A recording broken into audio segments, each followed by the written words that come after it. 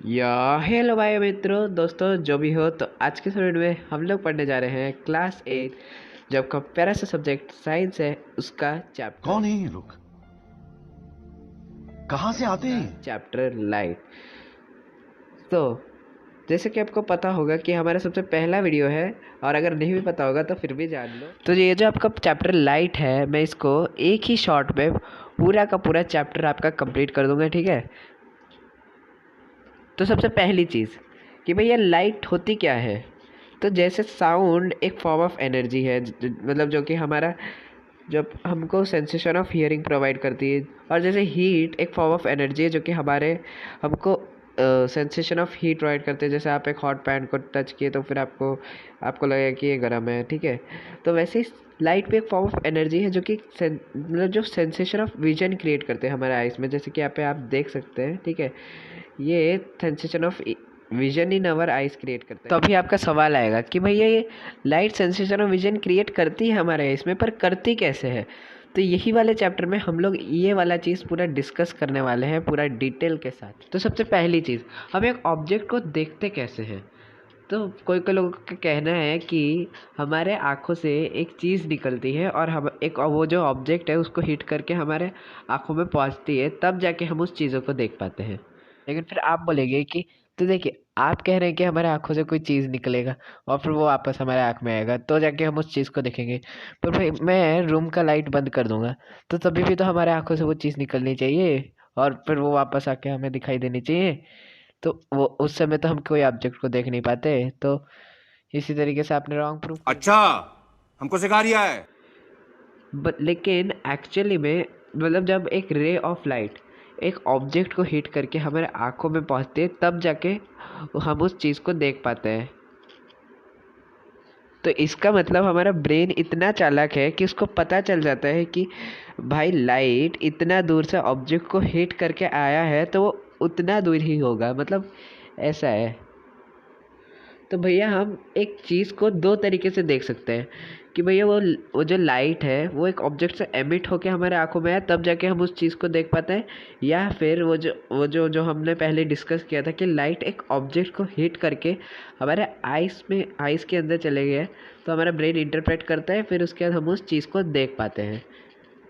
लेकिन अगर आपके एग्ज़ाम में क्वेश्चन आए कि हम एक चीज़ को कैसे देख पाते हैं, तो आप ये वाला सेंटेंस लिख सकते हो कि when a ray of light hits a body and reaches our eyes, that's when we can see the object। ऐसे करके आप सेंटेंस लिखेंगे तो आपको अच्छा खासा मार्क्स मिल जाएगा। और साथ साथ ये भी लिख सकते हो कि लाइट में have been emitted by the object और get reflected by the object. दोनों में से कोई मतलब दोनों ही चीज़ें इंपॉर्टेंट है एक तरीके से। तो ऑब्जेक्ट्स दो तरीके के होते हैं, एक होता है लुमिनस ऑब्जेक्ट और एक होता है नॉन लुमिनस। दुनिया में ज़्यादातर चीज़ें नॉन लुमिनस ही होता है, क्योंकि लुमिनस का मतलब है कि एक ऐसा ऑब्जेक्ट जो खुद का लाइट एमिट करता है। तो बहुत ही कम होंगे, जैसे सन, स्टार्स, फिर उसके बाद फायरफ्लाइज। जैसे आप ये दिए में देख पा रहे हो कि भैया मतलब खुद का ही लाइट एमिट कर रहा है, ठीक है। मतलब दूसरों से रिफ्लेक्ट करके हम उसे देख नहीं पा रहे, मतलब जो खुद से लाइट एमिट करता है। मतलब ये जो क्या लाइट में have been emitted by the object, ये वाला केस फॉलो करता है। और जो ऑब्जेक्ट खुद के लाइट एमिट नहीं करते वो कौन होते हैं? ऑब्वियसली नॉन लुमिनस ऑब्जेक्ट होते हैं, जैसे कि पेंसिल, वुड, वुल, बैग, हन्नी, मन्नी, चंदू, चाचा, चांदनी, चौक, चटनी। ऐसा करके आप एक पोएम भी बना सकते हो भाई ऐसे। तो देखिए, ये आपका एक लाइट सोर्स है, ठीक है। तो इससे लाइट निकला, ये ऑब्जेक्ट को हिट किया, फिर उसके बाद आपके आँखों में पहुंचा, तब जाके आप एक चीज़ को ऑब्जेक्ट को देख पाएंगे। ये आपके सिंप्लिसिटी के लिए मैंने समझा दिया इसे, ठीक है। तभी रिफ्लेक्शन पढ़ेंगे अपन। तो बेसिकली रिफ्लेक्शन होती क्या है? The bouncing back of light from the surface of the mirror is called reflection. मतलब जब कोई रे ऑफ लाइट एक ऑब्जेक्ट पे मतलब हिट करती है, तो फिर वो बाउंस बैक भी करती है। कोई भी ऑब्जेक्ट हो, चाहे वो मिरर हो, टेबल हो, अलमारी हो, कोई भी ऑब्जेक्ट हो, वो हिट करके वापस बाउंस बैक होगी, ठीक है। जैसे इसमें आप देख पाएंगे, रुकिए एक मिनट। जैसे आप इसमें देख पाएंगे कि ये रे ऑफ लाइट है, ठीक है। ये रे ऑफ लाइट ऐसे बाउंस बैक हो रही है इस मिरर से, ठीक है। तो इसके बहुत सारे पार्ट्स है, ठीक है। तो ये तो ये जो रे ऑफ लाइट जो जब हिट करती है मिरर में तो उसको अपन इंसिडेंट रे बोलते हैं, ठीक है। तो the ray which strikes the mirror उसको अपन इंसिडेंट रे बोलते हैं। तो अभी बात आई नॉर्मल की। तो नॉर्मल क्या होता है, वो एक इमेजिनरी लाइन होता है, मतलब जो परपेंडिकुलर मतलब 90 डिग्री प्लेस होता है मतलब मिरर से। जैसे आप यहाँ पे देख पा रहे होंगे कि 90 डिग्री प्लेस है नॉर्मल, ठीक है। इसकी बात नहीं करें, ये एंगल की बात नहीं करें, ये वाले एंगल की बात करो जो ये 90 डिग्री प्लेस है, ठीक है। ये नॉर्मल, ठीक है।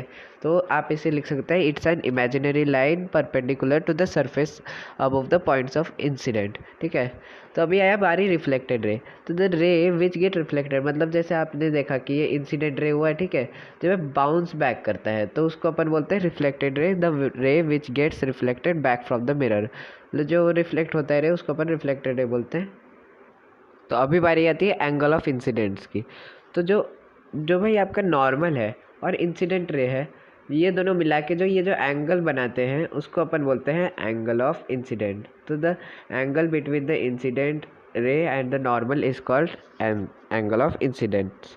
और अभी आया एंगल ऑफ रिफ्लेक्शन। तो the angle between the reflected ray and the normal is called angle of reflection. मतलब जो जो रिफ्लेक्टेड रे है, जो रिफ्लेक्ट हुई है वो रे, और जो नॉर्मल है, उन दोनों के बीच में जो एंगल बनता है वो है एंगल ऑफ रिफ्लेक्शन। तो इस केस में क्या है, angle of incident 45 degree, angle of reflection भी 45 डिग्री। तो इसके ऊपर एक लॉ है जो कि अभी थोड़ी देर बाद में डिस्कस करेंगे। तो और एक आता है अभी पॉइंट ऑफ इंसिडेंट, ठीक है। तो वो मतलब वो पॉइंट जिसमें जब इंसिडेंट रे मिरर पे हिट करता है, ठीक है। तो वो एक मतलब वो जो जहाँ पे हिट करते हैं उसको अपन बोलते हैं पॉइंट ऑफ इंसिडेंट, ठीक है। तो इसको आप इंग्लिश में ऐसे लिख सकते हैं, it's the point where the incident ray strikes the mirror. तो भी है आपका फर्स्ट लॉ ऑफ रिफ्लेक्शन जो कि है the angle of incidence is always equals to angle of reflection. देखिए आप देख ही सकते हैं यहाँ पे, मतलब ये एक लॉ है, ठीक है, एक तरीके से कि भैया एंगल ऑफ इंसिडेंस है तो भैया एंगल ऑफ रिफ्लेक्शन को इक्वल रहना ही पड़ेगा, चाहे जो कुछ भी हो जाए।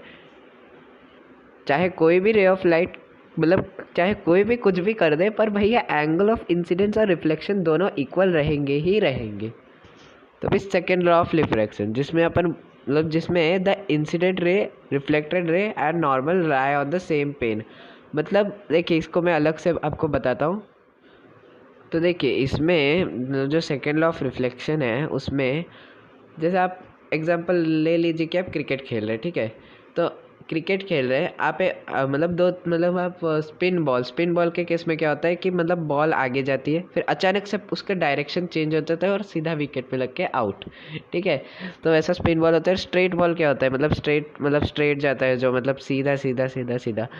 तो मतलब आपका लाइट क्या होता है, लाइट के केस में मतलब वो हमेशा सीधा रहता है, कभी स्पिन बॉल नहीं होगा लाइट। मतलब देखिए मैं आपको दिखाता हूँ एक्चुअल में।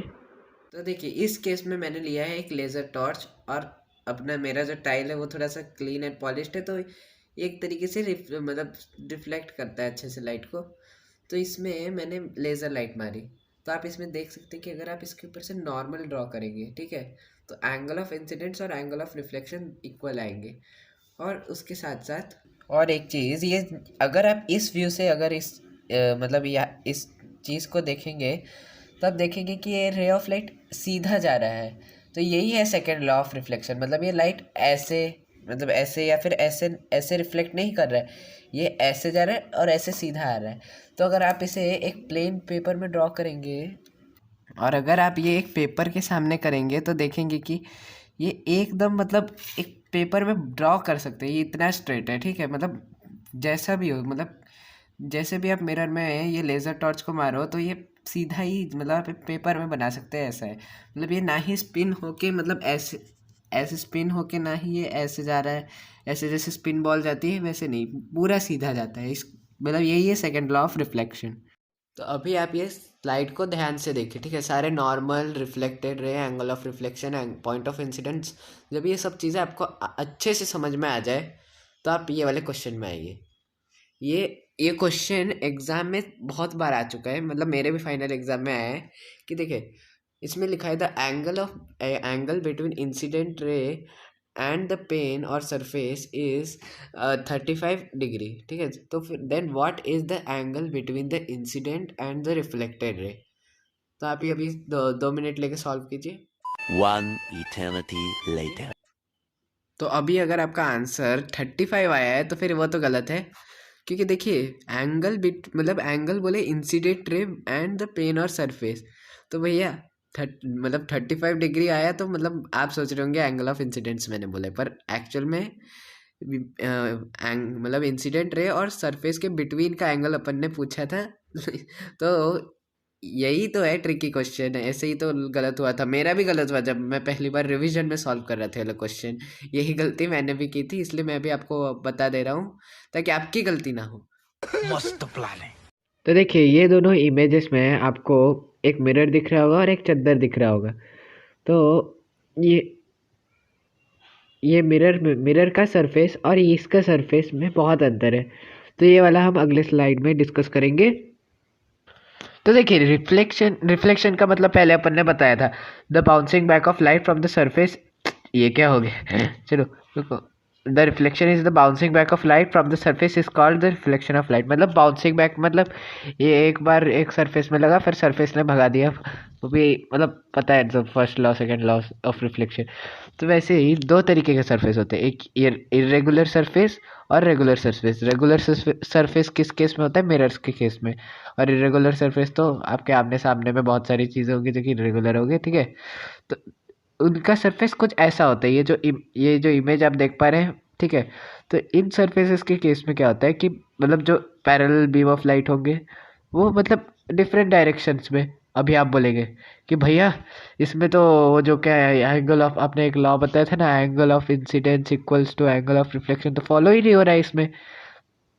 तो लेकिन अगर आप थोड़ा सा जूम कर लेंगे और देखेंगे तब देखेंगे कि रेस ऑफ लाइट एक्चुअल में फॉलो कर रहे हैं जो क्या बोलते हैं मतलब जो लॉस ऑफ रिफ्लेक्शन। क्यों? क्योंकि देखिए मतलब सरफेस इरेगुलर होगा, तो मतलब सरफेस इरेगुलर होगा, फिर भी देखिए आप जूम करके देख सकते हैं कि angle of incidence equals to angle of reflection ही आएगा, जो भी हो, चाहे कोई भी सरफेस हो, चाहे वो कोई भी सरफेस हो। तो इसी के ही बेसिस में आपको एक क्वेश्चन आ सकता है रेगुलर रिफ्लेक्शन और डिफ्यूज रिफ्लेक्शन के बीच में डिफरेंस बताने के लिए। तो भी आप कैसे लिखेंगे?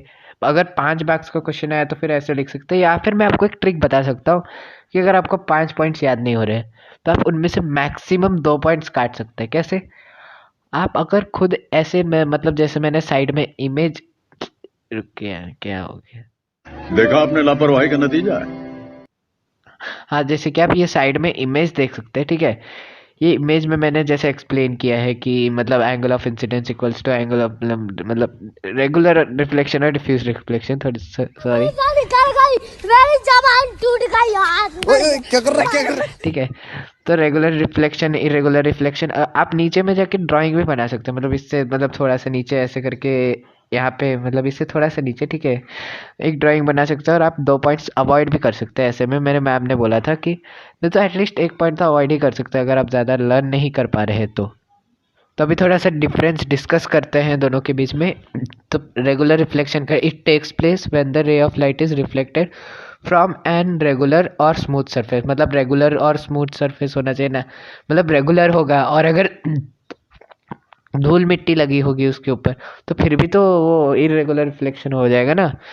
तो diffuse reflection it takes place when the light is reflected from an irregular और रफ सरफेस। मतलब इरेगुलर होगा अगर सरफेस, जैसे कि आपने देखा यहाँ पे इरेगुलर सरफेस है ये वाला, या फिर रफ सरफेस इसके केस में हो सकता है। फिर फॉर पैरेलल इंसिडेंट्स रे, जैसे कि मैंने यहाँ पे पैरेलल इंसिडेंट रेस मतलब ये कि हिट किए मिरर में तो वो वापस भी पैरेलली ही जाएंगे, और यहाँ पे आप देख सकते हैं कि पैरेलली गए मतलब पर पैरेलली वापस नहीं गए ऐसा है, ठीक है। तो फिर उसके दब मतलब सबको अलग अलग कर दिया, जो जो सारे के सारे दोस्त थे उनको अलग कर दिया।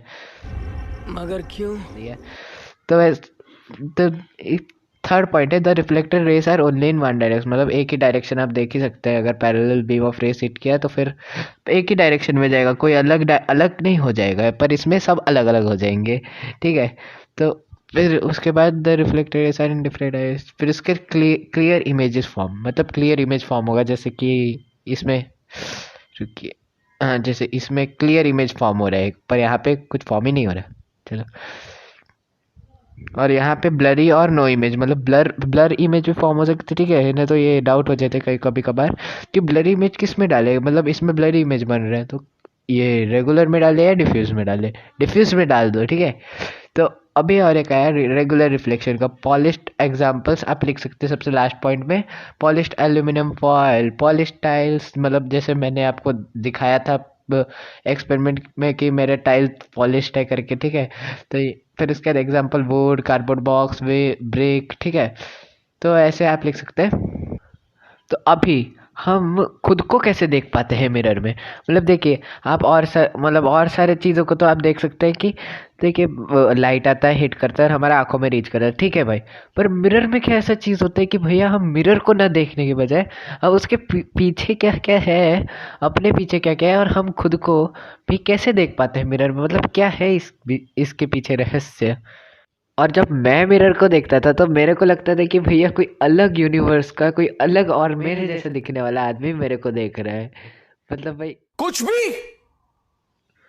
तो इस केस में क्या होता है कि देखिए ये ऑब्जेक्ट है, ठीक है, रुकिए, ये एक ऑब्जेक्ट है, ठीक है। तो यहाँ इससे दो ठोक लाइट रिफ्लेक्ट करके आएंगे, ठीक है, मिरर को हिट करेंगे। तो पहले ऑब्जेक्ट से रिफ्लेक्ट किया लाइट, मतलब एक लाइट सोर्स आया उस, मतलब ऑब्जेक्ट से वो जो लाइट निकला लाइट सोर्स है वो ऑब्जेक्ट को हिट किया और फिर उसके बाद मिरर के पास पहुंचे, ठीक है।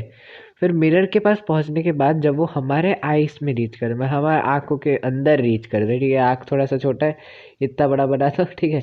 अब ये रीच कर गया हमारे आंखों के अंदर, ठीक है। हमारे आंखों के अंदर रीच करने के बाद वो मतलब फिर हमारा ब्रेन इंटरप्रेट करता है, ठीक है। तो देखिए हमारा ब्रेन कैसा है कि उसको मतलब वो बस डिस्टेंस माप पाता है कि भैया देखो लाइट इतने डिस्टेंस है तो ऑब्जेक्ट इतना कहीं दूर होगा। तो तो फिर ब्रेन ऐसा है, ठीक है। तो वो ये नहीं जान पाता कि लाइट कहाँ बाउंस हुआ है, क्यों बाउंस हुआ है, कब बाउंस हुआ है, ठीक है। बस वो डिस्टेंस पता कर सकता है। तो इसलिए क्या होता है कि हमारा इमेज इधर पे फॉर्म हो जाता है, ठीक है। हमारा ब्रेन सोचता है कि इमेज अपने मिरर के पीछे फॉर्म हुआ है, जबकि एक्चुअल में ऑब्जेक्ट इधर है, पर ये हमारा इमेज इधर पे फॉर्म होता है मिरर के पीछे। तो इसलिए एक तरीके से मिरर ने ब्रेन को बुद्धू बना दिया, और क्या। पहले अपन इंटेलिजेंट बोल रहे थे ब्रेन को, पर इस बार भाई ब्रेन को बुद्धू बना दिया इंटेलिजेंट से, वो चूना लगा दिया। इंटेलिजेंट से। यहाँ पे अपन ने इंग्लिश में स्टेप वाइज लिखा है कि मतलब क्या क्या होता है, ठीक है। सबसे पहले the lay off light hits the object, फिर उसके बाद इट रिफ्लेक्ट्स फ्रॉम द। तब यहाँ पे कुछ कुछ कैरेक्टरिस्टिक्स है, मतलब देखिए इमेज फॉर्म हुआ मिरर के पीछे। अभी आगे जाके तो बहुत सारे मिरर पढ़ने, तो सारे के सारे जो अलग अलग मिरर है उस पर अलग अलग कैरेक्टरिस्टिक्स होते हैं। पर इस क्लास में आप बस प्लेन मिरर के कैरेक्टरिस्टिक्स पढ़ेंगे, जो कि सबसे पहला कैरेक्टरिस्टिक्स है कि कैरेक्टरिस्टिक है, ठीक है, कैरेक्टरिस्टिक नहीं है, ठीक है। तो सबसे पहला कैरेक्टर, सॉरी बोलने में मुश्किल हो रही है, शाबाश बेटा। तो ये कैरेक्टरिस्टिक है कि लैटरली इन्वर्टेड, मतलब इसमें लेफ्ट राइट को अपेयर करता है, राइट लेफ्ट को अपेयर करता है। मतलब जैसे आप मेरे के सामने अपना लेफ्ट हैंड रेस करते हो तो आप देखते हो कि आपके सामने वाला राइट हैंड रेस करता है, तो वैसे ही है। फिर अगर आप राइट हैंड रेस किए तो लेफ्ट हैंड रेस किए तो राइट हैंड। फिर उसके बाद आया वर्चुअल इमेज। वर्चुअल इमेज का मतलब क्या होता है? बेसिकली वर्चुअल इमेज का मतलब ये होता है कि इमेज स्क्रीन पे फॉर्म नहीं होगा। तो इसका मतलब कि हम प्लेन मिरर की वजह से हम मतलब इमेज को स्क्रीन पे फॉर्म नहीं करवा सकते, किसी तरीके के स्क्रीन पे होता है। ठीक है, the image can't be formed on the screen, मतलब अभी देखिए आपको समझ में नहीं आएगा भैया इमेज स्क्रीन में फॉर्म होगा, भाई इमेज कैसे फॉर्म करवाते हैं स्क्रीन में। देखिए यहाँ पे मैंने करवाया है, इसलिए मैंने ये वाला इमेज लिया था ताकि आपको समझ में आए कि स्क्रीन में फॉर्म करने का मतलब क्या होता है। देखिए मैंने यहाँ पे एक मैग्नीफाइंग ग्लास लिया था, आप भी ले सकते हैं अगर आपके घर में हो। मैग्नीफाइंग ग्लास लो और एक स्पेसिफिक डिस्टेंस में रखो, आप देखेंगे कि मतलब इमेज फॉर्म होगा, वो भी क्लियर। इसमें मेरा कैमरा थोड़ा सा क्लियरली फोटो नहीं खींच पाता इसलिए, नहीं तो फिर आप देखेंगे पूरा क्लियर इमेज फॉर्म होगा, ठीक है। मतलब बाहर के बिल्डिंग भी दिखाई देगा। अगर आपका रूम थोड़ा रिलेटिवली डार्क हो आउटसाइड से तो आप बिल्डिंग भी क्लियरली देख पाएंगे, पूरा क्लियरली, इतना क्लियरली कि आप कैमरा में भी इतना क्लियरली नहीं देख पाओगे, ठीक है। फिर उसके उसका साइज और डिस्टेंस सेम रहता है ऑब्जेक्ट के जैसा, ठीक है। मतलब देखिए यहाँ पे ये जो ऑब्जेक्ट का साइज है और इमेज का साइज है दोनों सेम है। और जैसे कि आप देख सकते हैं कि ये जो डिस्टेंस है, ठीक है, ये ऑब्जेक्ट और मिरर का डिस्टेंस और इमेज और मिरर का डिस्टेंस दोनों सेम है। ये यही चीज़ ये डिफाइन करा है कि it is same size and distance as the object, ठीक है। मतलब ये जो है ये वही है, ये जो वही है ये भी वही है, ऐसा है, ठीक है। अच्छा। ठीक है, तो साइज और डिस्टेंस सेम रहेंगे, आप देख भी सकते हैं, ठीक है। तो मैग्नीफाइंग ग्लास में आप फिर से ले लीजिए, आप देखेंगे तो फिर थोड़ा सा पास दिखाई देगा, कुछ थोड़ा सा दूर दिखाई देगा, फिर इसके बाद साइज भी अलग अलग दिखाई देगा इन द सेम वे। इसके इट इज इरेक्ट मतलब अपराइट मतलब सीधा रहता है, जबकि जो इमेज मतलब प्लेन मिरर में बनता है वो सीधा होता है। मतलब जैसे कि आप इसमें देख सकते कि देखिए कि ये सीधा है, एक मिनट, हाँ ये देखिए ये जैसा है ये भी वैसा ही है, ठीक है। अगर आप ये जो अगर आपने वाला एक्सपेरिमेंट परफॉर्म किया तो आप ये भी एक चीज़ नोटिस करेंगे कि जो इमेज बना है मतलब जो आपके स्क्रीन पे इमेज बना है वो उल्टा बना है। मतलब अगर आप मैग्नीफाइंग ग्लास को कुछ ज़्यादा ही दूर दूर मतलब रख के कोई एक ऑब्जेक्ट को देखेंगे तो आप देखेंगे कि वो ऑब्जेक्ट भी उल्टा दिखाई दे रहा है। या फिर आप अगर कोई चम्मच लेंगे, मतलब चम्मच का जो वो वाला फेस जो कि कॉनकेव टाइप रहता है, मतलब कुछ ऐसा रहता है, ऐसे वाला फेस रहता है चम्मच का। ये वाले फेस में अगर आप देखेंगे, आप खुद को देखेंगे तो आप देखेंगे कि आप उल्टे लटके हुए हो इमेज, मतलब आप उल्टे दिख रहे हो इस स्क्रीन पे, ठीक है, चम्मच के। पर प्लेन मिरर के केस में सीधा ही दिखता है, ठीक है। आपको जो इमेज आपके सामने वो सीधा दिखता है, आप उल्टे तो नहीं लटके हुए होते हो। अगर उल्टे लटके हुए होते तो फिर थोड़ा दिक्कत हो जाती है। अभी बात आती है मल्टीपल इमेजेस की। तो मल्टीपल इमेजेस फॉर्म कैसे होते हैं, मतलब दो दो मिरर्स ले लो, ठीक है, उनसे मल्टीपल इमेजेस फॉर्म होते हैं। मतलब ज़्यादा बार लाइट मतलब ऐसे होता है, ठीक है, इधर ज़्यादा बार लाइट रिफ्लेक्ट करता है ऐसे ऐसे ऐसे ऐसे, तो उससे मल्टीपल इमेजेस फॉर्म होती है। तो अब अभी इस वाले जो मॉड्यूल में हम लोग देखेंगे कि मतलब कितने डिग्रीज में, मतलब आप दो मिरर्स लिए, ठीक है, उसको एक एक स्पेसिफिक अमाउंट ऑफ डिग्री में ये किए क्या रख दिए एक साथ, ठीक है। तो वो जो फिर इमेजेस कितने फॉर्म होंगे, जैसे कि आपने 90 डिग्री में रखा, यहाँ पे 90 डिग्री में रखा है, ठीक है, तो तीन इमेजेस फॉर्म हुए, ठीक है। तो वैसे ही इसमें 30 डिग्री में रखा तो यहाँ पे कितने 11 इमेजेस फॉर्म हुए होंगे, ठीक है, 11 के आसपास फॉर्म हुए होंगे, ठीक है। तो इसके ऊपर अपन ने फॉर्मूला बनाया, ठीक है। तो let the angle between two mirrors be x, then the number of images formed is मतलब 360 बाई एक्स माइनस वन, ठीक है। तो इसमें एक्स क्या है, एंगल, तो आपके बुक में लिखा है थीटा, पर मैंने सिंप्लिसिटी के लिए ले लिया एक्स, ठीक है। तो यही डिफरेंस है, ठीक है। तो इसमें आप थीटा भी ले सकते हैं, थीटा का सिंबल कुछ ऐसा होता है, ठीक है, पर मैंने एक्स लिया है ताकि आपको आसान लगे, थोड़ा सा कॉम्प्लेक्स ना लगे, ठीक है। तो 360 बाई एक्स, एक्स का है एंगल, तो जैसे कि आपका 90 डिग्री एंगल हुआ, 90 डिग्री डिवाइडेड बाई 360 कितना होता है, 4 आता है, 4 माइनस वन कितना होता है, 3, तो 3 इमेजेस फॉर्म होंगे। अभी हम लोग पढ़ने जा रहे हैं डिस्पर्शन ऑफ लाइट। तो इसमें हम लोग सीखेंगे कि रेनबो कैसे फॉर्म होता है, जो कि आप आकाश में देखते होंगे रेनबो, ठीक है। तो आपने सोचा होगा कि ये कहाँ से आता है, और तो देखिए रेनबो का फॉर्मेशन से मतलब स्टार्ट होता है एक वाइट लाइट से। अभी आप बोलेगे वाइट लाइट, वाइट लाइट तो वाइट कलर का होता है, उससे कैसे रेनबो फॉर्म होगा, मैं बताता हूँ, ठीक है। बेसिकली जो वाइट लाइट है, ठीक है, उसमें 7 कलर्स होते हैं, ठीक है। 7 कलर्स का मतलब जो रेनबो में आप देख सकते हैं वही वाले कलर्स, ठीक है, जो कि रेड, ऑरेंज, येलो, ग्रीन, इसको आप शॉर्ट फॉर्म में विब्ग्योर करके भी ऐड कर सकते हैं निमोनिक्स के फॉर्म में, ठीक है, VIBGYOR, जो कि violet, indigo, blue, green, yellow, orange, red, ठीक है। तो जब वाइट लाइट हम पास करते हैं एक ट्रांसपेरेंट मीडियम से दूसरे ट्रांसपेरेंट मीडियम में, मतलब जैसे कि इस केस में हम लोग पास करें वाइट लाइट को एयर से वाटर में, जो कि सस्पेंडेड है एटमॉस्फेयर में, ठीक है। तो मतलब जब बारिश के बाद जस्ट मतलब थोड़े बहुत रेन ड्रॉप्स मतलब होते हैं एटमॉस्फेयर में, ठीक है, उस रेन ड्रॉप से मतलब उस जो सस्पेंडेड रेन ड्रॉप्स है उससे जब वाइट लाइट पास होता है तब जाके अपन रेनबो देखते हैं। तो अपन ने यहाँ पे एग्जांपल भी लिया एक प्रिज्म का, ठीक है। आप देख सकते हैं कि ये जो प्रिज्म है इससे अपन ने मतलब क्या बोलते हैं वाइट लाइट पास किए, ठीक है। वाइट लाइट पास किए तो देखिए ये एयर है, ठीक है, एयर से अपन प्रिज्म में पास करें तो ये एक ट्रांसपेरेंट मीडियम से दूसरे ट्रांसपेरेंट मीडियम में। ऐसा नहीं कि आप अगर वाइट लाइट पास कर दिए अपने घर के बेड पे तो फिर बोलेंगे तब तो डिस्पर्शन ऑफ लाइट। एक ट्रांसपेरेंट, ठीक है, याद रखना कि एक ट्रांसपेरेंट मीडियम से दूसरे ट्रांसपेरेंट मीडियम में पास करने के बाद ही आपका जो क्या बोलते हैं रेनबो मतलब रेनबो कलर का लाइट फॉर्म होगा, ठीक है। लेकिन लोग पहले क्या सोचते थे कि ये जो मतलब पहले भी लोग लोग देखते थे ना कि मतलब वाइट लाइट पास करने से रेनबो कलर्स मतलब पहले भी लोगों को पता था ये सब चीज़। पर लोग क्या सोचते थे कि जो प्रिज्म है, ठीक है, प्रिज्म के अंदर खुद वाइट मतलब ये सारे लाइट्स प्रेजेंट होते हैं। फिर उसके बाद आए आपके न्यूटन अंकल, जिसने बोला कि मैं तो नहीं मानता, उसने और एक प्रिज्म लाया ऐसे करके, ठीक है, ऐसे करके और एक प्रिज्म रख दिया। तो ये क्या हुआ, जो रेनबो कलर का लाइट निकला, ठीक है, वो प्रिज्म के अंदर ऑब्वियसली जाएगा, ठीक है। तो प्रिज्म के अंदर वापस ये हो गया, मतलब वापस से ऐसे मतलब फिर से यहाँ से वाइट लाइट निकला, ऐसा हुआ, ठीक है। मतलब जो रेनबो कलर के लाइट थे, ठीक है, वो कॉम्बाइन हो गए एक साथ, फिर से वाइट कलर फॉर्म होके निकल गए। तो इससे प्रूव हुआ कि मतलब प्रिज्म नहीं है इस चीज़, ये जो वाइट लाइट को 7 रंगों में स्प्लिट करता है, जबकि वाइट लाइट के अंदर खुद 7 रंग प्रेजेंट होते हैं, ठीक है।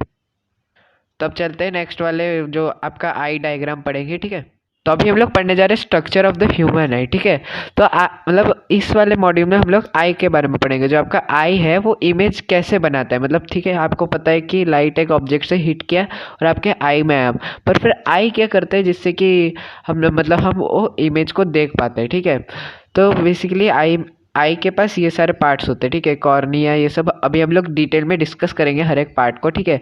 तो ठीक है, सबसे पहले अपन डिस्कस करेंगे कॉर्निया के बारे में, ठीक है, जो कि outer most layer of the eye, मतलब जो सबसे बाहरी लेयर, मतलब जो लाइट जब आपके आंखों में रीच करता है तो सबसे पहले कॉर्निया पे हिट करता है, ठीक है, कॉर्निया, ठीक है।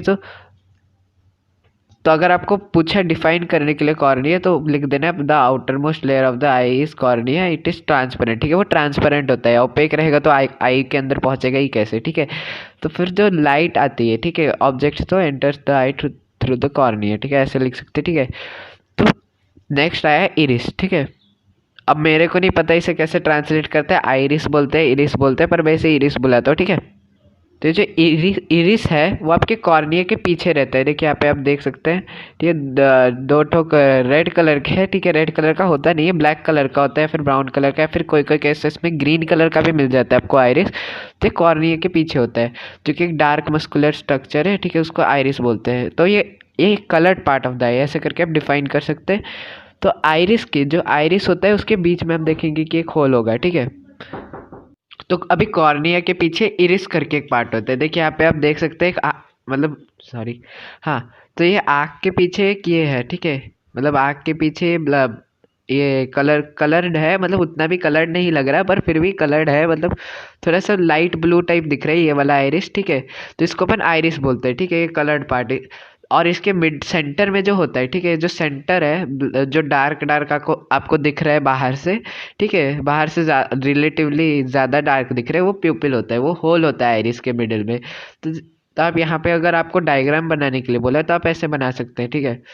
ये मतलब यहाँ पे 2 ठोक ये लगा, मतलब कलर तो नहीं करना डायग्राम को, ठीक है, आप ऐसे करके 2 ठोक ये बना सकते हैं। इसके सेंटर में यहाँ पे प्यूपिल जैसे कि इसमें आप देख सकते हैं, इसके सेंटर में अब प्यूपिल होता है, ठीक है। और अगर आपको डिफाइन करने के लिए बोला तो आप लिख सकते हैं behind the cornea there is a dark muscular structure called iris, ठीक है। तो it is coloured part of the eye, ठीक है, coloured part of the eye होता है, ठीक है। Iris is the hole in the centre called pupil, ठीक है। तो मतलब आइरिस के सेंटर में एक होल होता है प्यूपिल करके, आप ये भी डिफाइन कर सकते हैं। फिर आइरिस कंट्रोल्स, इसका मेन काम, जो मेन काम है, ये सबसे मेन पॉइंट है कि iris controls the amount of light entering bye adjusting the size of प्यूपिल। मतलब आइरिस छोटा बड़ा होते रहता है, मतलब जैसे अगर ब्राइटर लाइट आए, जैसे आप यहाँ पे देख पा रहे हैं, मतलब अगर ब्राइटर लाइट आपके आँख में है तो साइज ऑफ प्यूपिल कम हो जाएगा, ठीक है। मतलब ऑब्वियसली प्यूपिल का साइज कैसे कम होगा, जब आइरिस थोड़ा मतलब बड़ा हो जाएगा, ठीक है।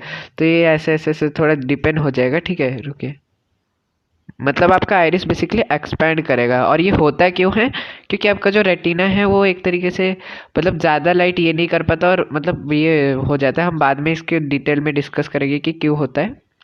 लेकिन इतना जान लीजिए कि जब आता है लाइट तो वो ज़्यादा लाइट सह नहीं पाता रेटिना, उसको मतलब एक स्पेसिफिक अमाउंट ऑफ लाइट चाहिए जो कि मतलब हमारा रेटिना झेल सकता है उतना लाइट, ठीक है। तो अभी बात आती है आई लेंस की, ठीक है।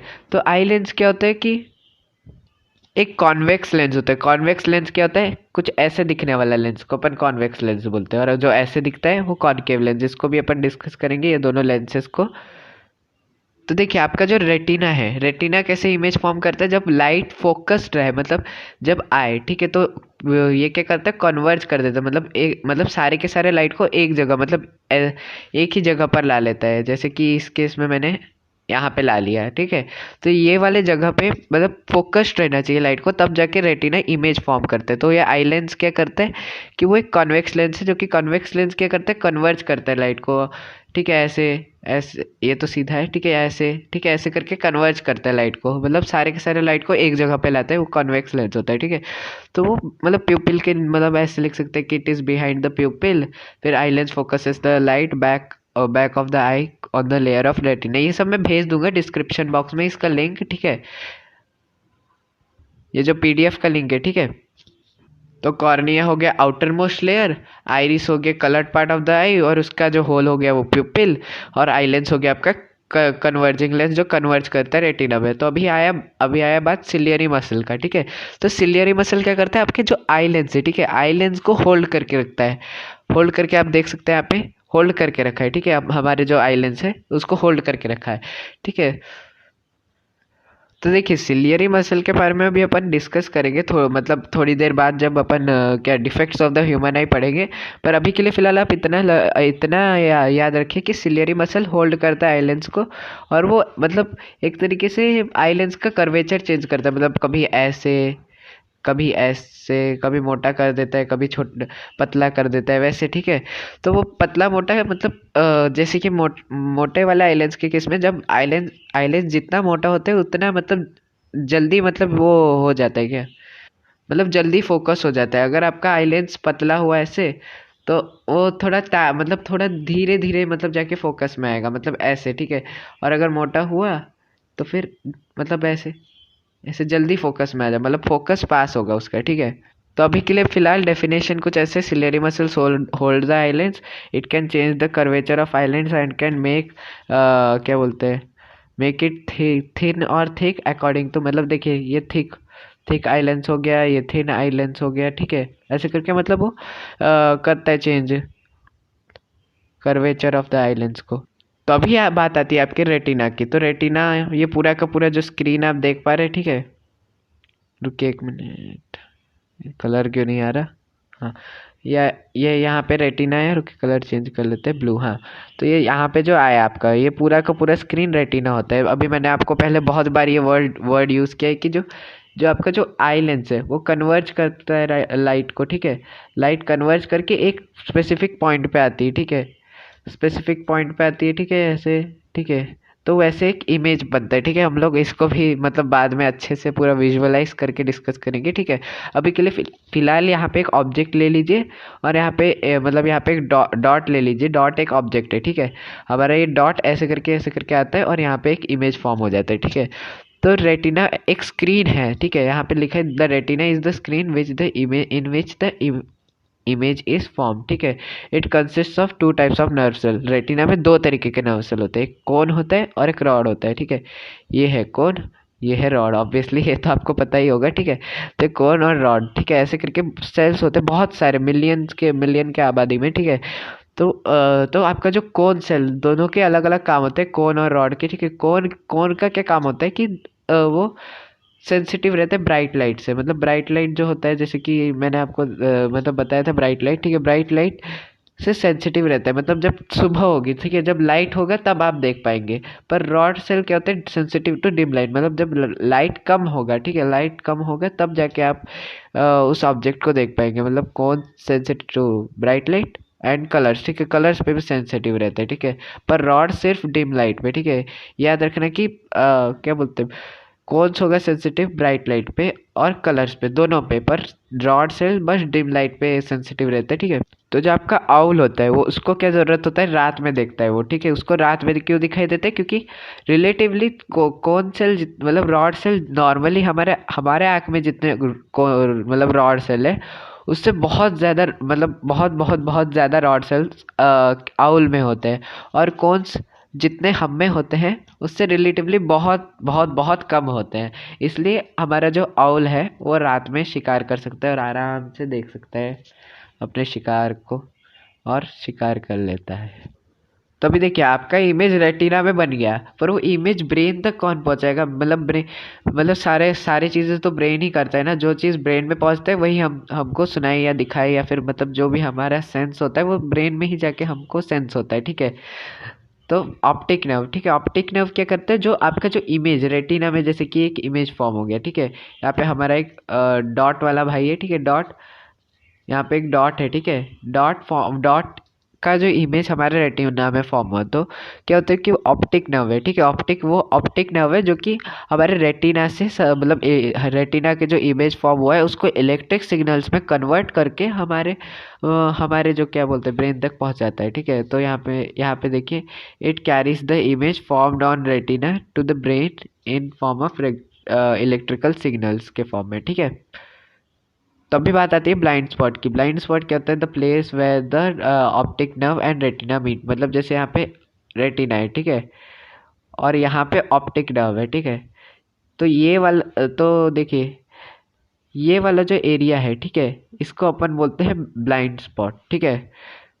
रुको और कोई कलर लेता हूँ, हाँ, इस एरिया को अपन बोलते हैं ब्लाइंड स्पॉट, ठीक है। तो ब्लाइंड स्पॉट क्या, तो अभी जो आपका रेटिना है, ठीक है, रेटिना यहाँ पे, ठीक है, रुकिए एक मिनट। तो देखिए ये आपका रेटिना है, ठीक है, ये आपका रेटिना है, स्क्रीन जिसमें इमेज फॉर्म हुआ है, ठीक है। और ये आपका ऑप्टिक नर्व है जो कि जो मतलब जब रेटिना में जो इलेक्ट्रिकल सिग्नल्स मतलब जो कन्वर्ट करता है जब वो इमेज को इलेक्ट्रिकल सिग्नल्स में, तो वो ऑप्टिक नर्व कैरी करता है। तो जो रेटिना है और यहाँ पे ऑप्टिक नर्व है, इसके मतलब यहाँ पे, ठीक है, ये वाले एरिया को हम बोलते हैं ब्लाइंड स्पॉट। तो इसको ब्लाइंड स्पॉट बोलते हैं क्यों है, इसमें क्या स्पेशलिटी है, ठीक है। तो ये एक प्लेस होता है, ठीक है, जिसमें मतलब ऑप्टिक नर्व और रेटिना मीट करते हैं। ये तो एक हो गया अलग डेफिनेशन। फिर इसके बाद there are no sensory cells, जो आपने पढ़ा था रेटिना में रॉड्स और कोन्स होते हैं। तो ये वाला जो एरिया है इसमें रॉड्स और कोन्स प्रेजेंट ही नहीं होते हैं। तो मतलब फिर हम देखेंगे कैसे? तो मतलब ये वाले एरिया में हमें कुछ दिखाई नहीं देता बेसिकली, ठीक है। आपके एनसीईआरटी बुक में एक एक्टिविटी भी दिया है जो कि मेरे से ही सक्सेसफुल नहीं हुआ, तो आप ट्राई कर लीजिए वाला, अगर आपसे हो पाया तो। मेरे से तो नहीं हो पाया। ब्लाइंड स्पॉट के ऊपर एक एक्टिविटी था, ठीक है।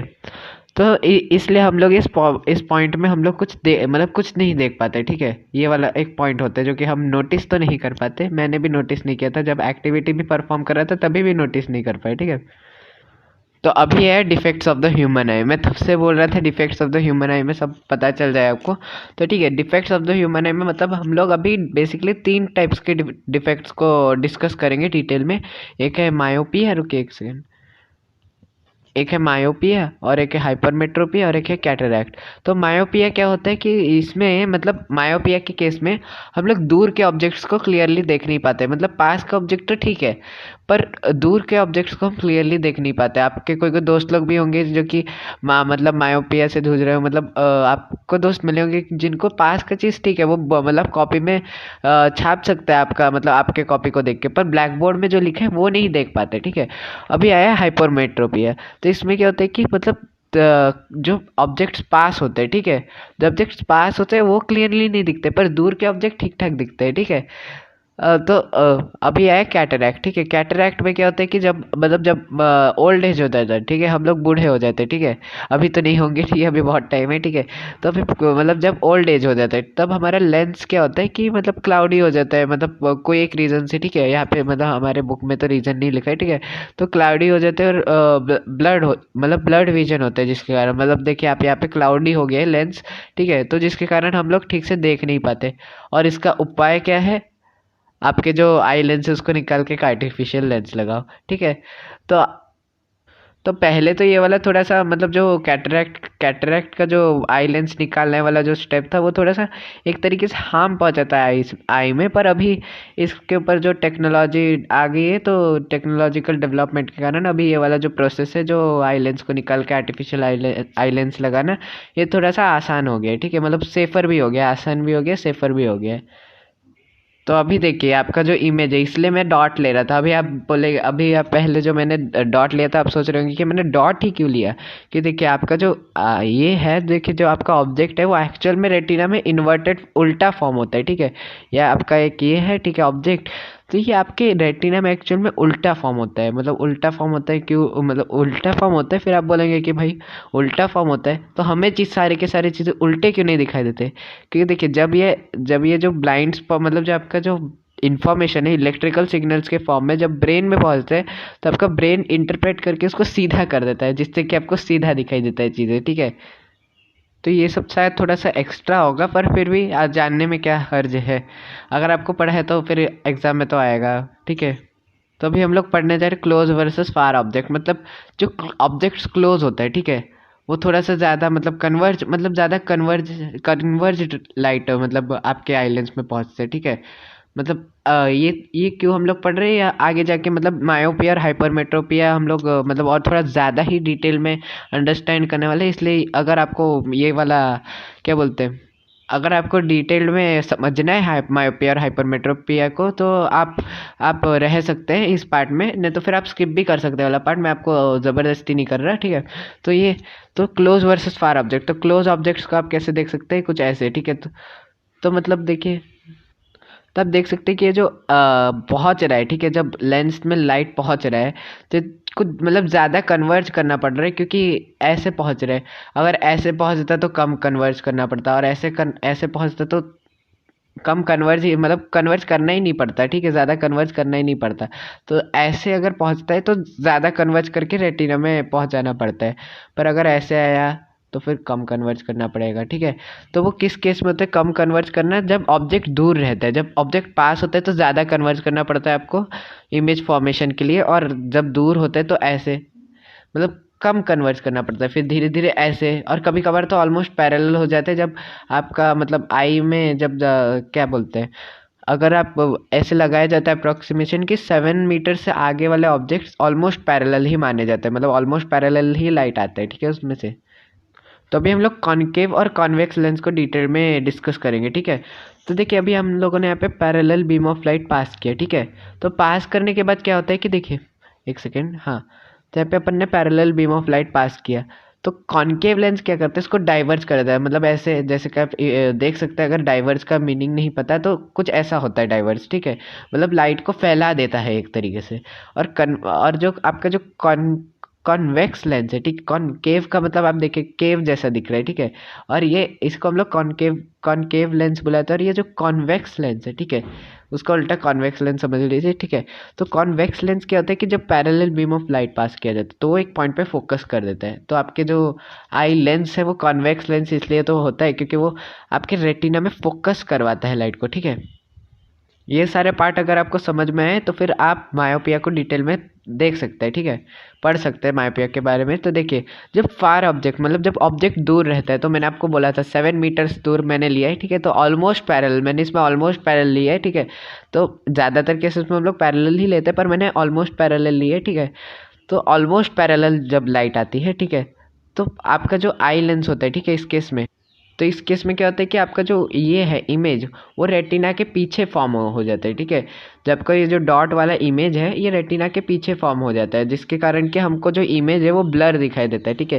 तो यहाँ पे दो हो सकते हैं, ठीक है, दो चीज़ें हो सकते हैं जिसके कारण मायोपिया हो सकता है। यहाँ पे हम लोगों ने लार्ज आई बॉल लिए, या फिर आपका जो आई लेंस है, ठीक है, वो ज़्यादा कन्वर्जिंग होता है, उसको कन्वर्ज करने में ज़्यादा मज़ा आता है, या फिर आपका आई बॉल ज़्यादा मतलब बड़ा होगा, ठीक है। तो आपके दूर के ऑब्जेक्ट मैंने आपको जैसा कि बताया था कि दूर के ऑब्जेक्ट्स को ज़्यादा ज़्यादा कन्वर्जेंस नहीं चाहिए होता है, उसको उनको कम कन्वर्जेंस में ही आपका इमेज फॉर्म हो जाता है। पर इसमें क्या है कि आपका जो आपका जो आई लेंस है उसको तो कन्वर्ज करने में ज़्यादा मज़ा आ जाता है। तो इस कारण जो क्या होता है, जो आपका इमेज है, ठीक है, वो रेटिना के पीछे फॉर्म हो जाता है, ठीक है। और अगर लाइट आपका मतलब अगर क्लोज होगा, ठीक है, अब मैंने बोला क्लोज होने से कोई प्रॉब्लम नहीं है, ठीक है। तो क्लोज होने से क्यों कोई प्रॉब्लम नहीं है, क्योंकि देखिए आपका जो मतलब जो क्लोज ऑब्जेक्ट्स है मैंने आपको बताया था, ठीक है, आपका जो ये एक सेकेंड, आपके जो क्लोज ऑब्जेक्ट होते हैं, ठीक है, जो पास में होते हैं आपके आइस के, वो ऐसे कुछ भेजते हैं लाइट, ठीक है। तो आपका तो आपको तो जैसा कि पता होगा, मैंने बताया था कि जो ऑब्जेक्ट क्लोज होते हैं, ठीक है, उनको ज़्यादा कन्वर्जेंस चाहिए होता है मतलब रेटिना में इमेज फॉर्म होने के लिए, ठीक है। तो जो इमेज जो फॉर्म, तो आपका जो आई लेंस क्या सोचते हैं, आई लेंस बेसिकली दूर, तो इसको ज़्यादा कन्वर्जेंस चाहिए होता है, तो इसलिए आपका जो आई लेंस है वो इमेज डायरेक्टली रेटिना में फॉर्म करवा देता है। और अगर लार्ज आईबॉल हुआ तभी भी आपका इमेज डायरेक्टली रेटिना में फॉर्म हो जाता है, ठीक है। क्या हुआ अगर आपका आईबॉल ज़्यादा लार्ज हुआ है, आईबॉल ज़्यादा लार्ज होने की वजह से क्यों आपका इमेज मतलब दूर के ऑब्जेक्ट्स क्यों नहीं दिखाई देते, क्यों नहीं दिखाई देते? मायोपिया के केस में देखिए, आप फार ऑब्जेक्ट्स लार्ज आईबॉल के भी केस में क्यों नहीं देख पाते, क्योंकि देखिए आपका जो स्क्रीन है, तो बेसिकली देखिए आपके आई मतलब जो नॉर्मल लेंस है, ठीक है, आपका इस टाइम पे लेंस नॉर्मल है, बस आई बॉल लार्ज है। तो देखिए आपका जो नॉर्मल लेंस का फार पॉइंट और क्लोज पॉइंट होता है, मतलब जब आपका मतलब आई बॉल नॉर्मल साइज होता है, ठीक है, तो आपका एक क्लोज पॉइंट होता है, एक फार पॉइंट होता है। तो आपका क्लोज पॉइंट 25 सेंटीमीटर होता है, ठीक है। क्लोज पॉइंट का मतलब बेसिकली आप कितने क्लोज तक उस ऑब्जेक्ट को देख सकते हैं। अगर आपका ऑब्जेक्ट 25 सेंटीमीटर से कम क्लोज रहा आपके आई से, तो आप उस ऑब्जेक्ट को देख नहीं पाएंगे। जैसे कि अगर आप एक पेंसिल लेंगे और अगर आप उस पेंसिल को अपने आँख के धीरे धीरे क्लोज लेके जाएंगे, तो एक टाइम पे आप देखेंगे कि वो पेंसिल ब्लर दिखाई दे रहा है। क्यों? क्योंकि आपका आई उसे इनफ कन्वर्ज नहीं कर पा रहा, आपके आई लेंस में उतनी शक्ति नहीं है कि वो इतने भी क्लोज ऑब्जेक्ट को कन्वर्ज कर सके। और फार पॉइंट का मतलब क्या है कि आप कितने दूर तक उस ऑब्जेक्ट को देख सकते हैं। तो फार पॉइंट इन्फिनिटी पे है।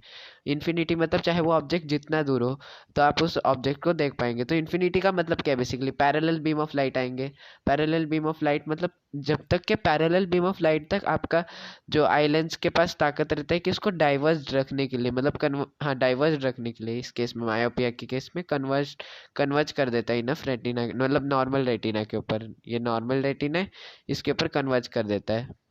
पर अभी अगर हम आपके जो आई बॉल का साइज़ बढ़ा दे, मतलब ये बड़ा आई बॉल है, ठीक है, इसका साइज़ बड़ा है, तो आपका जो पैरेलल बीम ऑफ लाइट है, आपका जो नॉर्मल आई लेंस है, उसका तो far point parallel beam of light तक ही कन्वर्ज कर सकता है।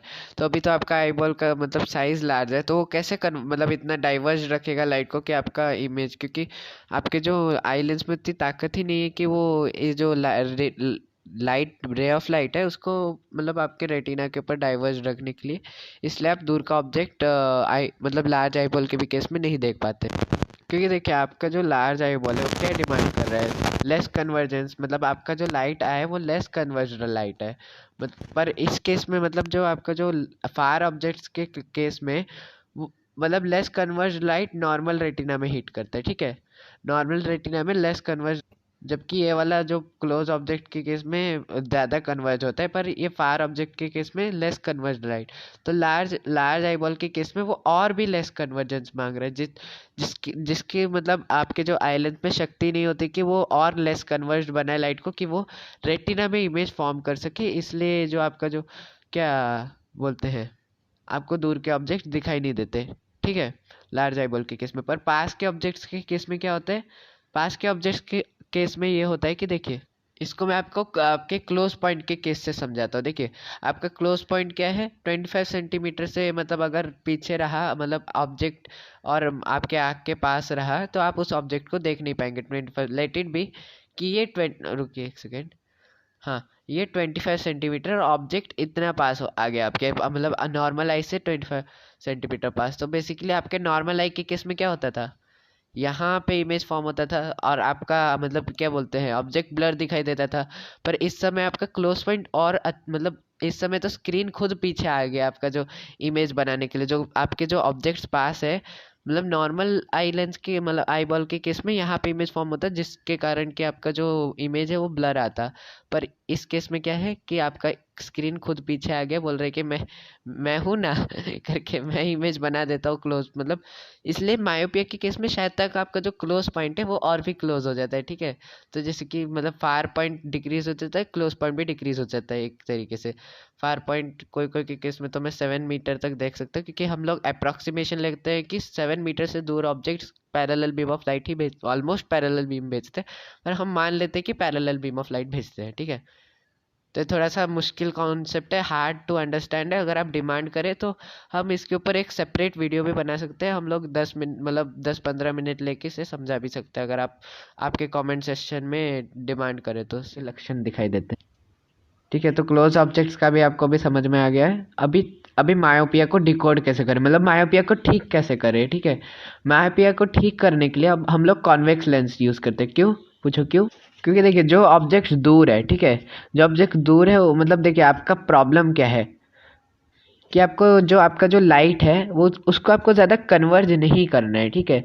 तो कन्वर्ज नहीं करने के लिए आप डाइवर्जिंग लेंस यूज़ करेंगे ताकि वो मतलब जो आपका जो पैरेलल बीम ऑफ लाइट है, ठीक है, यहाँ पे पैरेलल बीम ऑफ लाइट आ रहा है, ठीक है, वो डाइवर्ज हो जाए, almost parallel beam of light, ठीक है, जो डाइवर्ज हो जाए और आपके जो यहाँ रेटिना है उधर पे इमेज बना दे, ठीक है। तो हाइपरमेट्रोपिया के केस में दो चीज़ें होते हैं, मतलब वो ऑलमोस्ट उल्टा ही होता है, ठीक है। आपका जो मायोपिया है, ठीक है, उसका उल्टा ही रहता है, ठीक है, हाइपरमेट्रोपिया। तो उसके वो वाले केस में भी ऑलमोस्ट उल्टे लक्षण होंगे, ठीक है।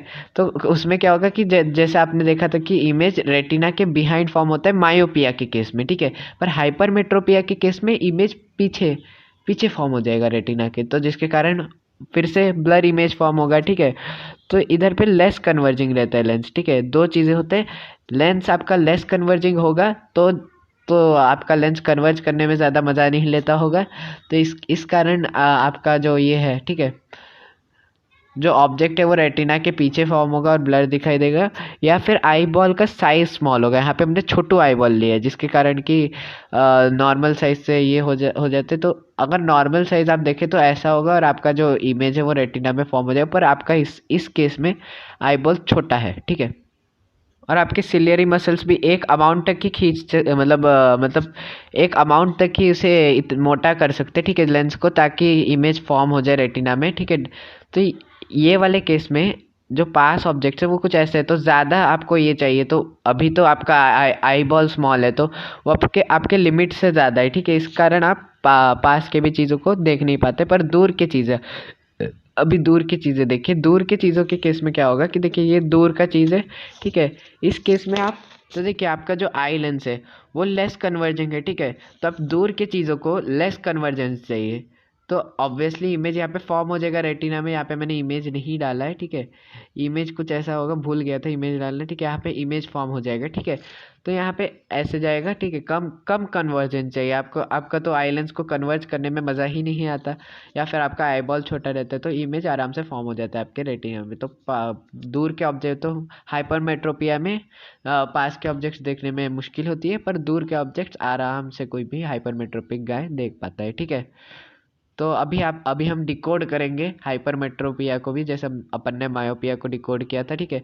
तो हाइपरमेट्रोपिया में आप कन्वेक्स लेंस यूज़ कर सकते हैं, क्योंकि देखिए आपके ये वाले आई लेंस तो ठीक से काम करता ही नहीं है, तो अगर आप और एक आई लेंस लेके आएंगे उसके बजाय तो काम करेगा, ठीक है, क्योंकि ज़्यादा कन्वर्जेंस हो जाएगा, फिर ये और कन्वर्ज कर देगा लाइट को, तो जिसके कारण आपका इमेज फॉर्म हो जाएगा रेटिना में, ठीक है। जो एनसीईआरटी फैक्ट्स अबाउट आइज, तो देखिए हमने इसका नाम एनसीईआरटी फैक्ट्स इसलिए दिया है क्योंकि आपके एनसीईआरटी बुक में है, और ये मतलब एक तरीके से मेरे हिसाब से ये कुछ एक्स्ट्रा चीज़ है, ठीक है। तो देखिए द फारदेस्ट पॉइंट, देखिए सबसे पहला पॉइंट है the farthest point of the normal eyes can see clearly is at infinity. इसका मतलब देखिए आप मतलब ऑब्जेक्ट जितना भी दूर हो, चाहे जितना भी दूर हो, इन्फिनिटी का मतलब तो so on and so on, मतलब वो कभी ख़त्म नहीं होता, लिमिट टेक्निकली नेवर एंडिंग होता है इन्फिनिटी। तो वैसे ही मतलब हम जो हमारा जो फारदेस्ट पॉइंट है, हमारा आँख चाहे ऑब्जेक्ट जितना भी दूर हो, फिर भी हमारा आँख उस ऑब्जेक्ट को देख पाएगा। बस यही एक कंडीशन है कि ऑब्जेक्ट इनफ बड़ा हो ताकि हम उस ऑब्जेक्ट को देख सकें, ठीक है। अभी आया द नियरेस्ट पॉइंट, मतलब सेकंड है nearest point of the normal I is at distance 25 centimetre from the eyes. इसका मतलब देखिए आपके आंखों से 25 सेंटीमीटर दूर की चीज़ें आप देख सकते हैं। अगर उससे कम अगर हुआ तो आपका आँख उस चीज़ को देख नहीं पाएगा। आप जैसे कि अगर एक पेंसिल लेंगे, ठीक है, पेंसिल को अगर आप आपके आँख में धीरे धीरे पास लेके जाएंगे तो एक पॉइंट आएगा जिसमें कि वो जो पेंसिल है जिसको आप मतलब देख रहे हैं वो ब्लर दिखाई देगा आपको। क्यों? क्योंकि आपका जो नियरेस्ट पॉइंट है वो क्रॉस हो चुका है बेसिकली, इसलिए आप उस जो पेंसिल को थोड़ा ब्लरी देख पा रहे हैं, फिर देख ही नहीं पा रहे हैं, ऐसा हम लोग कह सकते हैं, ठीक है। तो अभी आया the image persistence of the eye, ठीक है। परसिस्टेंस ऑफ द आई का मतलब ये हम एक एग्जाम्पल से लेते हैं, जैसे कि आपके सामने अगर कोई चेयर रख दिया, ठीक है, और वो चेयर अचानक से गायब हो गया, मतलब 0 सेकेंड्स के अंदर गायब हो गया, तो वो जो फिर भी जब चेयर गायब हुआ उसके बाद भी आपके आँखों को लगेगा कि सामने वो चेयर दिख रहा है आपको। क्यों? क्योंकि वो इमेज आपके आंखों के अंदर परसिस्ट कर रहा है, मतलब रह जा रहा है 1/16 देखिए यहाँ पे मैंने लिखा है 1/16 ये याद रखना है because it is an important number in your exam. ठीक है, तो ये इसी प्रिंसिपल पे आपके मूवीज भी चलते हैं। एक सेकंड। तो मतलब देखिए 1/16 के बाद आपका जो मतलब इमेज रह जाता है आपके दिमाग में 1/16 तक। ठीक है, तो अभी इसी प्रिंसिपल जो आपका जो मूवी है, ठीक है, वो एक ही सीक्वेंस में मतलब सिक्वेंशियली 24 पिक्चर्स पर सेकंड में दिखाता है, जो क्या सिक्वेंशियली, जिससे कि आपको लगता है कि वो बंदा दौड़ रहा है या फिर चल रहा है, फिर खा रहा है, पी रहा है। ठीक है, मतलब एक बार में 24 पिक्चर्स ले लेता है जो आपका कैमरामैन, या फिर बेसिकली नॉर्मल वीडियोस में भी यही होता है कि 24 पिक्चर्स पर सेकंड में ले लेता है। जैसे कि आपने देखा होगा कि कोई गेम चल रहा है 50 FPS में, या फिर ये वीडियो है 40 FPS में, ऐसे करके। मतलब इसका मतलब क्या है FPS का मतलब? देखिए एक ही सीक्वेंस में 40 पिक्चर्स दिखाएंगे आपको एक सेकंड में, या फिर एक ही सीक्वेंस में 50 पिक्चर्स दिखाएंगे, जिससे कि और मतलब ईजियर हो जाता है वीडियो आपको मतलब देखने में। ठीक है, और भी इंटरेस्टिंग भी बन जाता है। और तो और ये 24 पिक्चर्स पर सेकंड तो ज़्यादा ही है, 1/16 सेकेंड्स थे, जो कि होगा शायद ऑलमोस्ट। तो अभी आपको सारे टॉपिक समझ में आया कि परसिस्टेंस ऑफ द आई क्या होता है। तो अभी चलते हैं नेक्स्ट वाले टॉपिक पे। कर तो दिया फिर भी। तो अभी आया केयर ऑफ आई, मतलब हमारे आई का केयर कैसे कर सकते हैं। तो सबसे इम्पॉर्टेंट है हमारे आई में विटामिन ए। ठीक है, विटामिन ए बहुत इंपॉर्टेंट है हमारे आई के लिए, क्योंकि ये मतलब ये हमारे आंखों को रोशनी देता है। ठीक है, रोशनी मतलब हम लोग अच्छे से देख पाते हैं, ऐसा समझ लीजिए। ठीक है, और ये विटामिन ए हमारा इंपॉर्टेंट होता है आई के लिए, और इसका अगर डेफिशिएंसी हुआ तो हमें सबसे most common disease night blindness है। ठीक है, deficiency of vitamin A causes night blindness. ठीक है, याद रखना, जिसमें कि हमें रात को ठीक से नहीं दिखा देगा। मतलब जैसे पहले, मतलब ऐसे भी तो हमें रात को ठीक से नहीं दिखाता था, पर पहले जैसे हम देख सकते थे ठीक से, उससे रिलेटिवली कम अच्छे से दिखाई देगा। ठीक है, और उसका विटामिन ए कौन से फूड में ये होता है। ठीक है, वो भी यहाँ पे मैंने एग्जांपल दिए, milk, curd, cheese, butter, egg, cod, liver oil. ठीक है, और भी बहुत सारे एग्जांपल्स दिए गए होंगे आपके बुक में, तो देख लेना। और अभी यहाँ पे जो मैंने पॉइंट्स लिखे ये भी डिस्कस कर लेते हैं, क्योंकि इसके ऊपर भी क्वेश्चन आते हैं कि गिव 3 पॉइंट्स या 4 पॉइंट्स या 5 points about how to take care of the eye. अगर आप तो सबसे पहला पॉइंट है, अगर आपको एडवाइस हुआ तो स्पेक्टेकल्स यूज़ करना है। ये बहुत ही इंपॉर्टेंट है, क्योंकि ज़्यादातर लोगों को पता नहीं है कि देखिए अगर आप स्पेक्टेकल्स, अगर आपको एडवाइस किया गया है, ठीक है, डॉक्टर ने आपको बोला कि स्पेक्टेकल्स पहनना, मतलब चश्मे पहनने ही पड़ेंगे, तो आपको चश्मे पहनने ही है। ऐसे नहीं कि स्टाइल मार के बाहर घूमने का, क्योंकि अगर आप ऐसे किए तो आपका जो आंखों का पावर है आप और अच्छे से नहीं देख पाएंगे। जैसे पहले आप 5 मीटर दूर तक ऑब्जेक्ट देख पाते होंगे, पर उसके मतलब अगर आप ज़्यादा स्पेक्टेकल्स नहीं पहनेंगे तो धीरे धीरे वो 4.5, फिर 4 मीटर, फिर 3.5, फिर एक टाइम पे तो आप कुछ दिखाई नहीं देगा वहाँ। ठीक है, फिर उसके बाद insufficient light causes eye strain and headaches. मतलब अगर आप इनसफिशियंट लाइट में पढ़ेंगे, ठीक है, तो वो आपको हेडेक, आई स्ट्रेन, बहुत मतलब ऐसे करके और भी बहुत कुछ है। ठीक है, बस आपके बुक में आई स्ट्रेन और हेडेक ठीक है। फिर इसके टू मच लाइट लाइक सन, मतलब जैसे ज़्यादा लाइट होगा, मतलब ज़्यादा लाइट हो या कम लाइट हो, दोनों ही प्रॉब्लमेटिक है। टू मच लाइट मतलब सन का, अभी देखिए आपके अंदर आई लेंस है कॉन्वेक्स लेंस, ठीक है, मतलब हाँ कॉन्वेक्स लेंस, और यहाँ पे है रेटिना। तो आप क्या कर रहे हैं, फोकस कर रहे हैं आपके जो सनलाइट को। अगर आप डायरेक्ट सनलाइट को फोकस करेंगे रेटिना पे, तो आपका रेटिना भी लाइक खत्म, टाटा गुड बाय गया। ठीक है, तो मतलब सारे मतलब देखिए, जो अगर आप मैग्नीफाइंग ग्लास लेके एक पेपर के ऊपर पूरा सारा का सारा लाइट एक पॉइंट पे फोकस करें, तो आग लगा दी हो जाएगा। ठीक है, वहाँ पे आग लग जाएगा। ठीक है, ये आग कम बहुत ज़्यादा लग रहा है। ठीक है, सॉरी फिर से खास। तो यहाँ पे मैंने इंग्लिश में भी वही सेम ही सेंटेंस लिखा जो कि मैंने अभी आपको समझाया। ठीक है, तो और एक है कि that's way it is advice to, वही उसका रीज़न लिखा है। ठीक है, वेरी डेंजरस होता है। ठीक है, ये चीज़ वेरी डेंजरस। फिर इसका है नेवर रब योर आई, जबकि मैं करता हूँ, ठीक है, बहुत करता था और हूँ भी थोड़ा बहुत, ठीक है।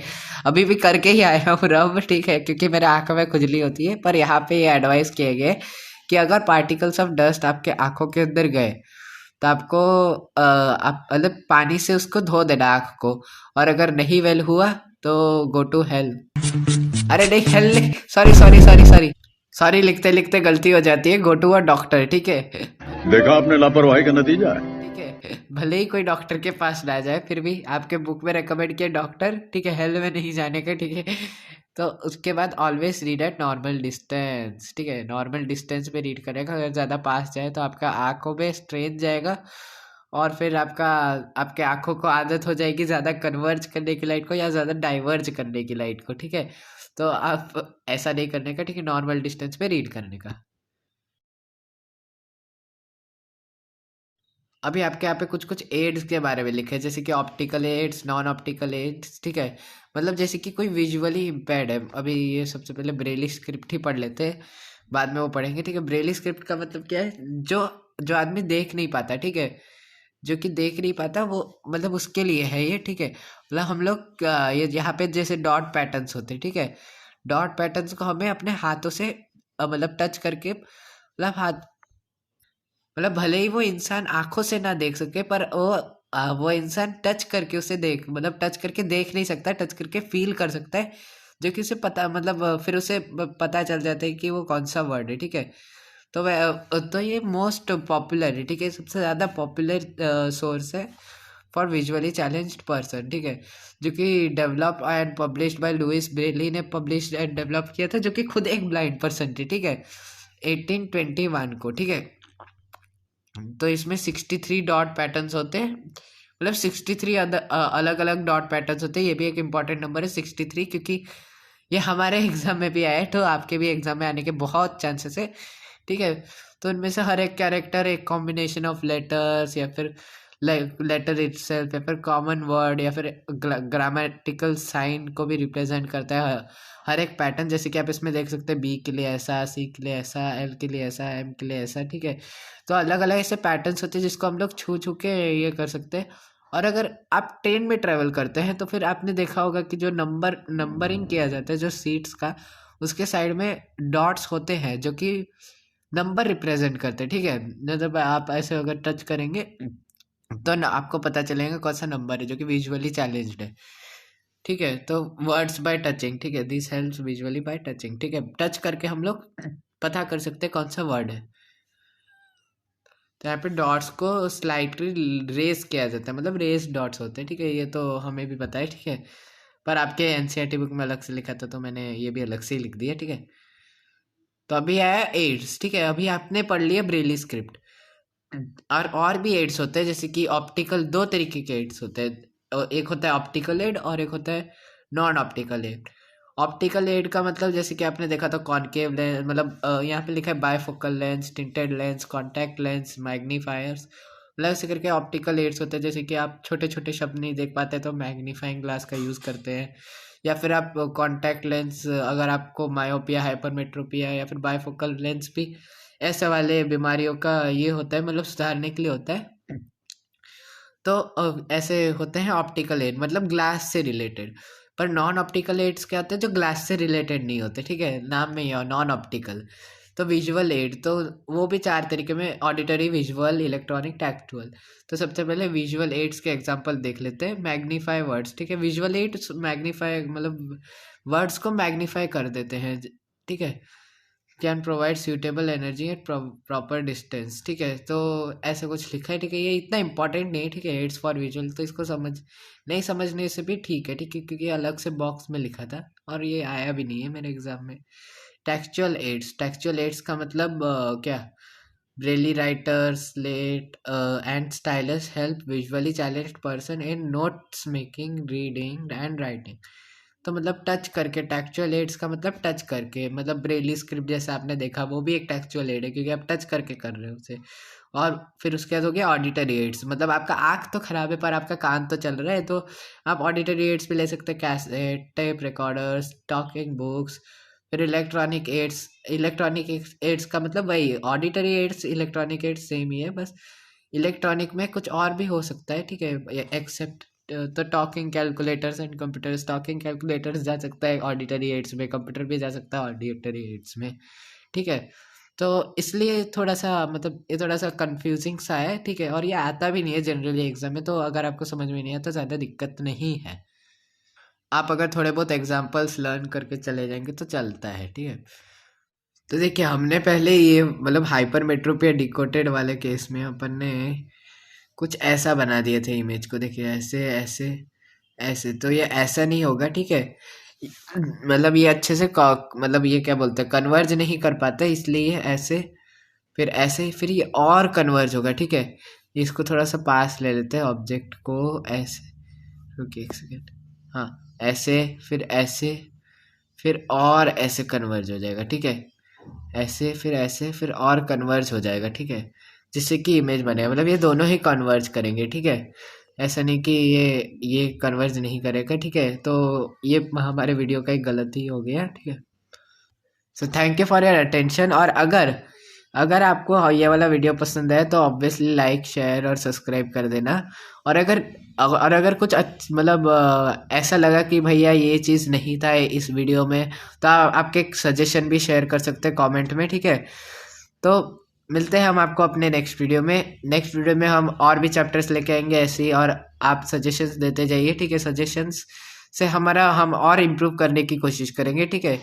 और इम्प्रूव करते करते आपके लिए और भी अच्छे से अच्छे हो के और भी अच्छे वीडियोस बनाते रहेंगे।